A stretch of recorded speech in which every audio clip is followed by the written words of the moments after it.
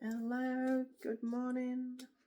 Another reading of the Living Clean, and today's chapter is called Anonymity.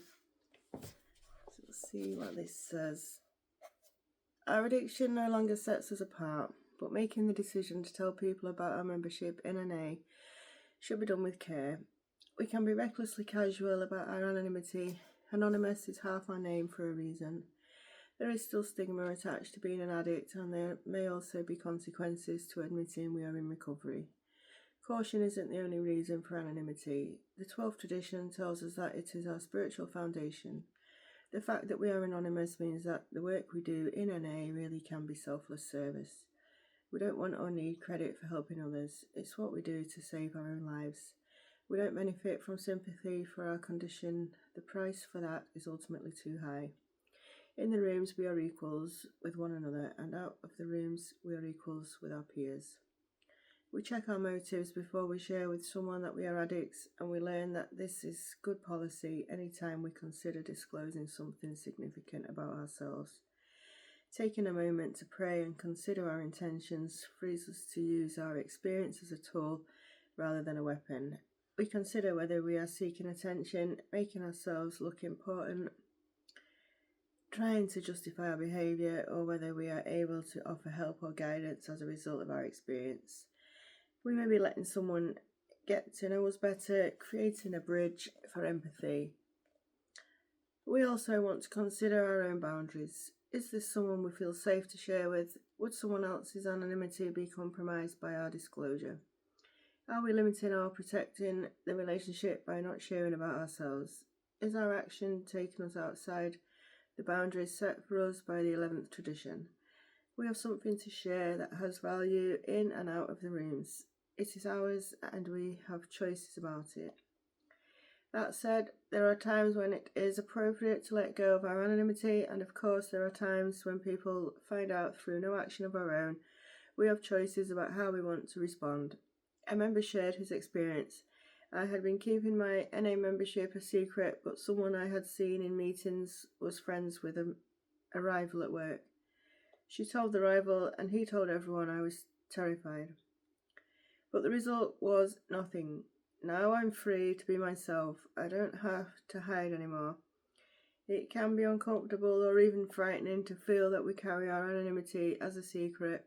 Not hiding means that we can be ourselves, and also that we are free to carry the message when we see an opportunity. When we run into people we know from work or other contexts in NA meetings, we want to consider each other's anonymity. We might be comfortable sharing our membership with others, but that doesn't mean the other person is. Allowing each of us to experience our membership in our own way is part of the freedom we give one another. Just as we don't judge one another's desire to stop using, we cannot judge commitment or quality of membership based on a person's willingness to be known as a member. Learning to choose wisely and appropriately is important. We may be the only example of recovery someone ever sees, and our behaviour is a reflection of our message. We want to consider this when we wear or carry NA memorabilia or put an NA sticker on our car. We are letting people know something about ourselves, and we are telling them about the fellowship as well. Our message is carried not just by what we say, but also by what we do. Likewise, each of us makes decisions for ourselves about what kind of environments we feel comfortable in. Some of us are never in the presence of drugs after we get clean. Others of us find that our obligations to work or our families may expose us to people who are using. What one member sees as an unnecessary risk, another may find an essential part of integrating back into society. It is important to remember that we always have the option to leave if a situation has gotten uncomfortable.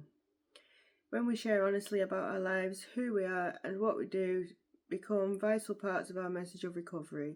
Our fellow members often take pride in our success, just as our family might, but we don't want to lose the foundation of equality that keeps us all alive and free. Knowing that each of us is no better or worse than any other member makes it easier to live with our past and to begin to hope for our future. It also means that we can see our success as part of our lives, but not as our whole identity. A change in our status, for better or worse, doesn't have to be to destroy us. Our practice of anonymity means that we can continue to grow in good times and bad, and that we can continue to see the benefit of practicing a program of recovery even when our lives are extraordinary. Honest self-assessment is essential to recovery, but it is only possible if we are vulnerable enough to let someone in.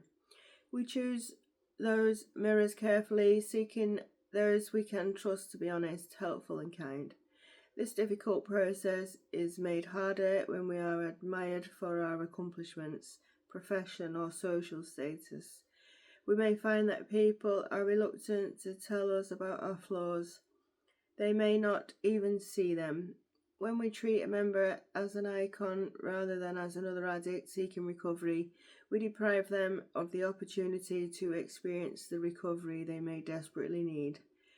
None of our members is more or less valuable than any other. When we forget this, we harm one another and the fellowship as a whole. That's the end of the chapter. That's right. Yeah, we're all equal. We're all in recovery. We all want to be free from addiction and the disease. And we all want to better our lives and become better people. But yeah, thanks for listening today. I'll leave it there.